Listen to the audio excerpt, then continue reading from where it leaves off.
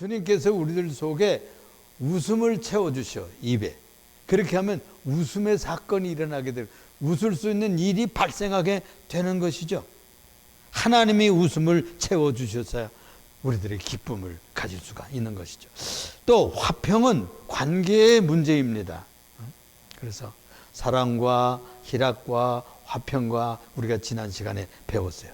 그래서 하나님과 트여야 돼. 문이 열려야 되고, 하나님과 관계에서 뭘로 문이 열려요?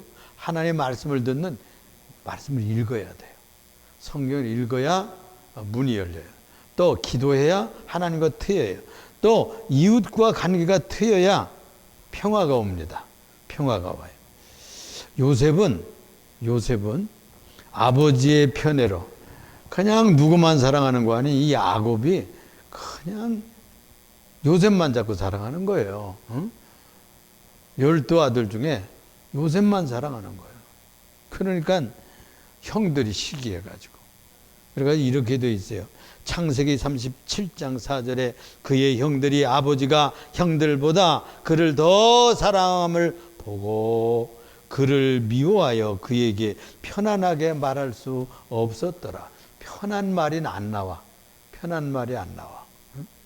그러니까 이 화평은 사랑을 기초로 해서 일어나는 일인데, 이 편애, 사랑도 고루고루 줘야 좋습니다. 한 사람만 사랑하면 안 돼. 그럼 문제가 옵니다. 문제가 와. 고린도와 이 로마 교회에 보면은 바울 사도가 이런 말씀을 권면했어요. 고린도 후서 5장 20절에 보면 그리스도를 대신하여 간청하노니 너희는 하나님과 화목하라. 서서 너희와 함께한 여호와가 구원하는 것을 보라 그랬어요. 그래가지고 대승리가 일어났는데 제사장들이 찬양만 했어요. 지금 말로 말하면 군가를 부르는 거예요. 응? 거룩한 군가를 막 계속 부르는 거예요. 그러자 적병들이 무너져 나가고 자기들끼리 싸우다가 망하는 그런 놀라운 기적의 전쟁이 일어났던 것입니다. 복 받으려면 기다려야 돼요. 그래서 복 받으려면 기다려야 믿음도 자라고 참겨 견뎌내야 이 열매가 맺힐 기회가 있는 것이죠. 밥 지을 때도 여러분들 기다려야 돼요. 불 떼고서 가만 기다려야 돼. 뜸들 때까지 기다려야 돼. 농사할 때도 뿌려놓고 또 김 매고 또 잡초를 제거하고 벌레 잡아주고 기다려야 돼. 열매 맺을 때까지, 익을 때까지. 신앙의 열매도 그렇다고 말해요. 신앙의 복도 기다릴 줄 알아야 돼요. 하나님께서는 신앙생활도 농사처럼 생각하셨어요. 복된 일에 참지 못하고 불평하고 자꾸 툴툴대고 그러면 오던 복도 새 나간다고 그랬잖아요. 오던 복도 새 나가요. 도망가요. 그래서 입을 닫으라고 어른들이 그러잖아요. 방정맞은 입술을 놀리고 말을 쏟고 그러면 혼을 내고 그러잖아요. 오던 복이 도망간다는 거예요. 그래서 욥을 복되다고 합니다. 욥이 참아냈기 때문이죠. 여호와를 얼마나 잘 섬겼어요? 경외했잖아요. 이웃을 돌보고 고아를 돌보고 과부들 돌보고 얼마나 선한 성도의 생활을 했어요. 그런데도 불구하고 환난이 왔어요. 사업도 망하고 양떼도 빼앗기고 또 자식들도 다 죽는 이런 불상사가 생겼지 않습니까?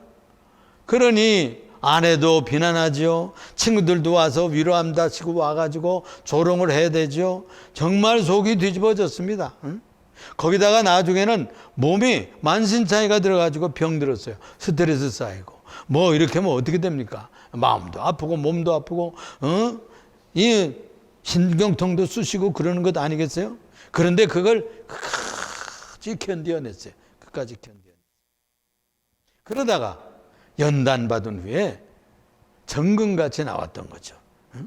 순금같이 나와서 온전한 성도가 되어가지고 배나 복을 받는 얘기가 욥기에 기록되어 있어요. 그래서 욥기는 아주 우리 성도들의 모범된 인생살이의 코스입니다. 그래서 욥처럼 똑같지는 않지만 비슷한 생활을 해가면서 우리가 연단받고 이 신앙의 기다림, 오래 참는 것, 견제하는 것, 유지하는 것, 지조를 지켜나가는 것, 한번 결정하는 것을 끝까지 지켜나가는 이런 축복, 이것이야말로 복받는 길이에요. 그래서 이 오래 참는 것이 성령의 은사예요. 성령의 선물이에요. 성령의 열매예요. 그러므로 성령님께 구해야 됩니다. 내가 참아내게 해주세요. 견뎌내게 해주세요. 극복하게 해주세요. 감당하게 해주세요. 두 번째는요, 성령의 다섯 번째 열매로 자비를 얘기하고 싶어요. 자비. 오래 참음과 자비와 양선과 그랬잖아요. 자비란 말은 클로토에스란 말이래요. 이 말은 남에게 베푸는 부드럽고 친절한 말을 뜻하는 거예요. 그 행위까지도 같이 얘기합니다. 친절한 행위, 친절한 언어.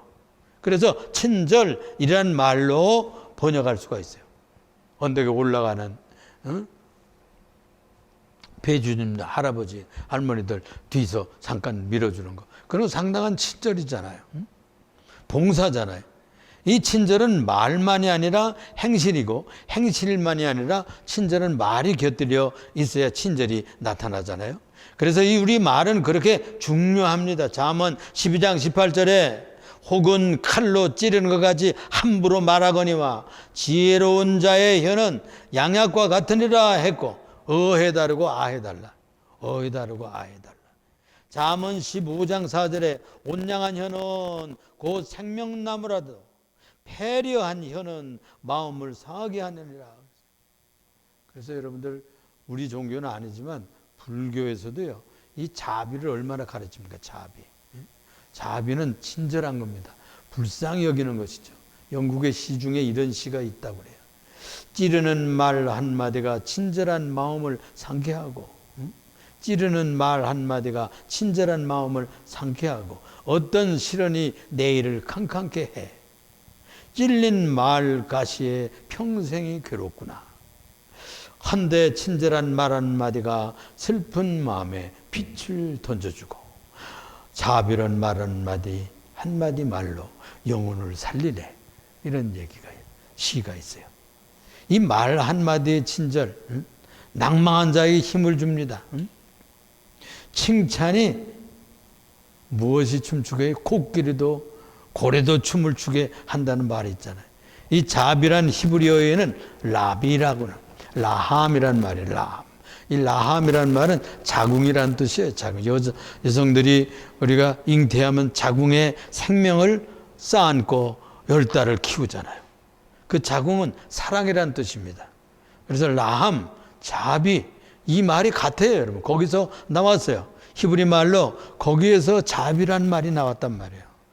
그러니까 생명을 포담고 그냥 떨어질까 깨질까 넘어질까 이렇게 하면서 키우고, 그냥 얼마나 주의를 합니까, 여러분? 10달 동안. 그런 것과 같이 그냥 상처받을까 봐, 넘어질까 봐 그렇게 주의하면서 자비의 형태로 말을 하라는 거예요.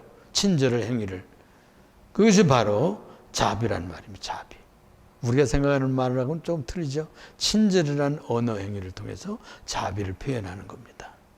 그래서 이 말 한마디가 낭망한 자의 힘이 됩니다. 그래서 친절은 생명을 품어 살리는 행위와 똑같아요. 말 한마디로요, 그 사람을 일으켜요. 말 한마디로 그에게 용기와 믿음을 주고, 여러분들 스승들의, 선생님들의 말 한마디가 아이를 일으키잖아요. 성공케 하잖아요. 그 마유엘이라고 하는 그 프로그램을 가끔 보면은요, 거기에 그 배우들 얘기가 많이 나오더라고. 또 성공한 인사들의 얘기가 나오는데, 거기 보면 낙심하고 형편한 자리에 없는 자리에 있었는데 말 한마디 듣고 선생이 되기도 하고, 인류 배우가 되기도 하고, 성공한 사업가가 되기도 하고, 그런 얘기를 많이 하고 있습니다. 그렇습니다, 여러분. 그래서 이 하나님은 긍휼의 신이에요. 그래서 우리는 하나님의 자녀잖아요. 또 그 신이신 성령을 받아 살잖아요. 그러므로 우리는 말이 자비로워야 돼요. 그냥 남을 그냥 헐고, 남을 그냥 상처 주고 찌르고, 그냥 실수하는 것만 자꾸 지적하고 그러면은 상처받아요. 그래서 그걸 지혜롭게 표현할 줄 아는 훈련이 돼야 되겠어요. 우리 예수 믿는 이들은 의로운 삶을 살기 때문에 옳은 것을 지적을 잘하거든요. 그러나 그걸 친절의 옷을 입혀가지고 말을 표현하자고요.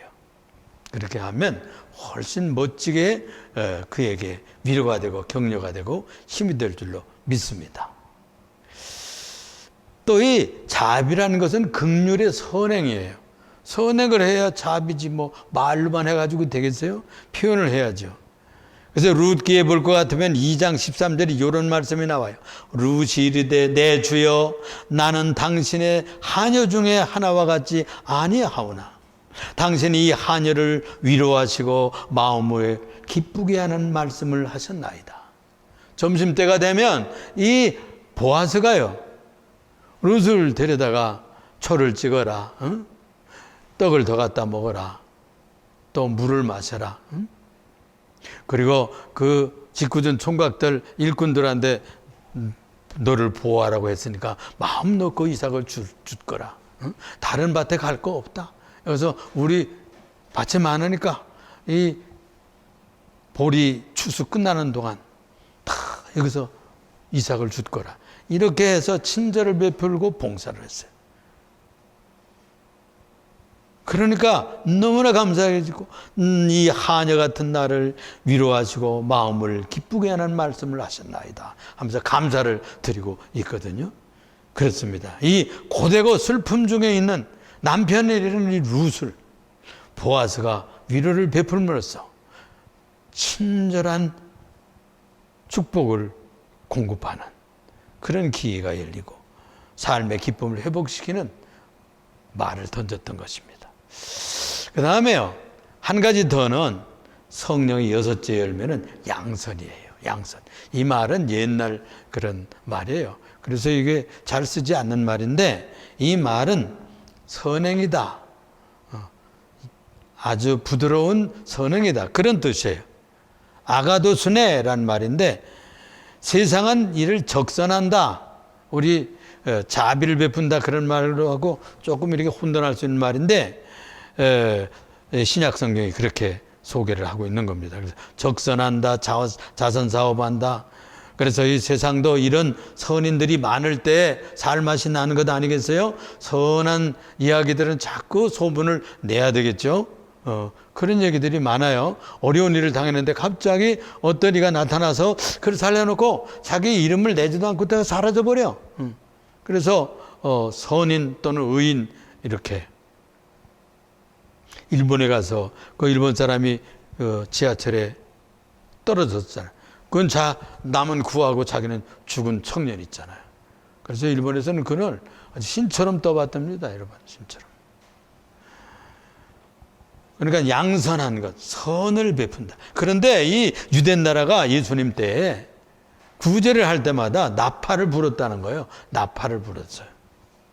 그때 예수님께서 하신 말은 너희는 이미 상을 받았느니라 그랬어요. 그러니까 이미 다 자랑하고 이미 다 폼 잡고 이렇게 했던 것이죠. 그래서 예수님 말씀하시기를 오른손이 하는 것 왼손이 모르게 하라. 왼손이 하는 것 오른손이 모르게 하라. 조용조용히 해야 되는 것이죠. 지금은 진정한 선행이 가려져 있지만 종말의 날 심판 때 주님께서 우리들에게 무엇으로 주실까요? 상급으로 주실 줄로 믿습니다. 여러분 이 세상에 사시는 동안 여러분 실력껏 선행을 많이 하세요. 선행을 많이 하세요. 구제도 하시고 또 착한 일도 하시고 적선도 하시고 장학금도 주시고 또 거지들 불쌍히 여기셔서 아이고 쟤들 뭐 그냥 다 뒤에 누가 뭐 줘도 그냥 다 뺏어간대. 그런 생각할 거 없어요. 그냥 뭐 베풀 수 있으면 베풀면 되는 거예요. 1만 달란트를 비췄던 사람 있잖아요. 임금님께 가서 그냥 머리를 주걱주걱 조아리면서 용서해 주세요. 어쨌든지 갚겠습니다. 불쌍해서 탕감해 주었어요. 그 임금에게 탕감 받고 나오다가 친구를 만났어요. 100데나리온, 100데나리온.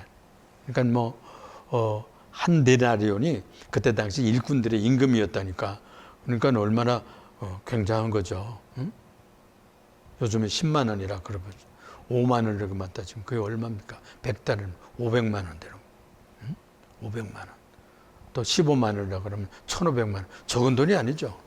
그런데 그걸 안 갚는 거예요. 그래가지고 갚으라고 멱살을 붙잡고 아유 갚겠어 친구, 용서해줘, 어떻게 갚을게, 이래도 용서하지 않고 멱살을 붙잡고 저 고발해가지고 감옥에다 쳐넣었다는 거예요.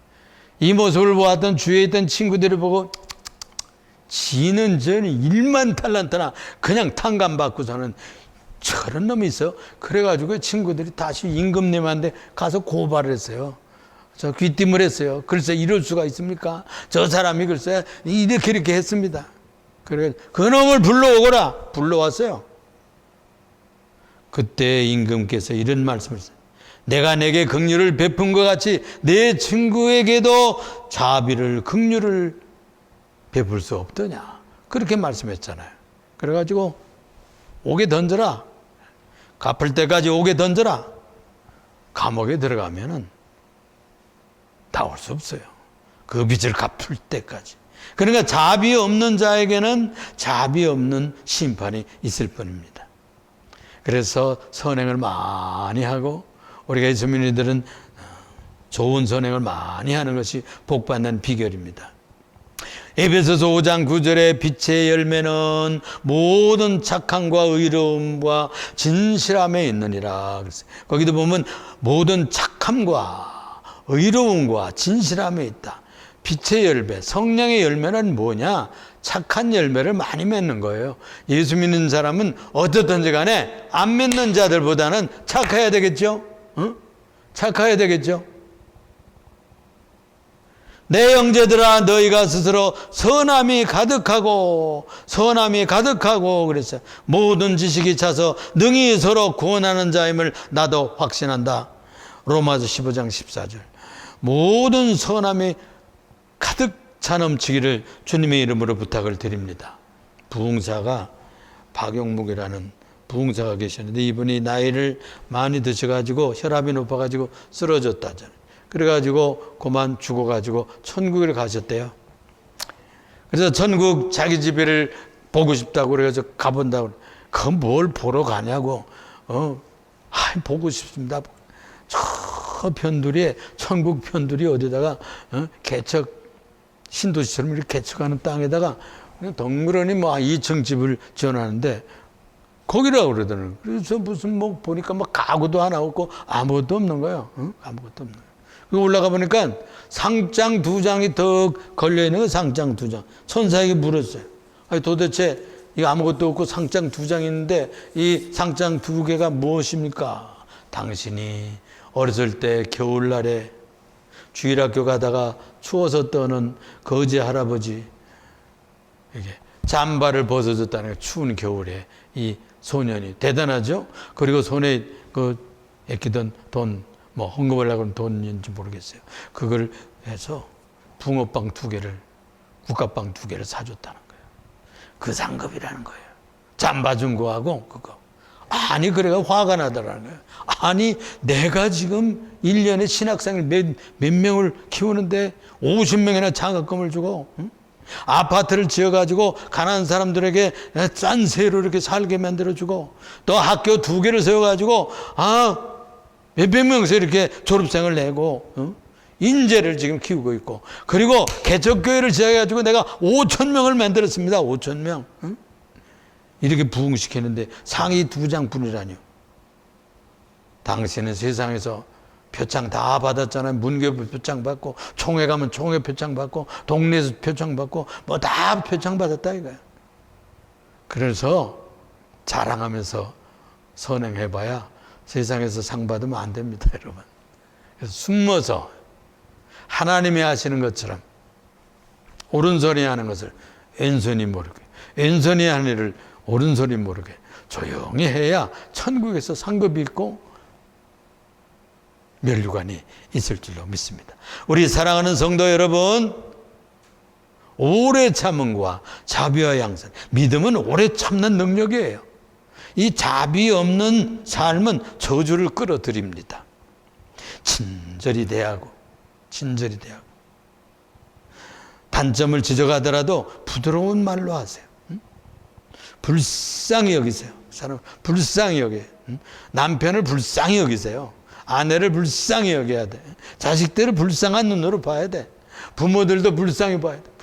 아유, 나 기운을 하고 저렇게 고생을 하고 이렇게 그냥 늙으시고 불쌍히 여겨야 돼. 불쌍히. 서로 불쌍히 여겨야 돼. 자비한 눈이 필요해. 또 순수한 선행 이 양선은 땅에서 복이 있고요. 선행 많이 하면 땅에서도 잘 돼요.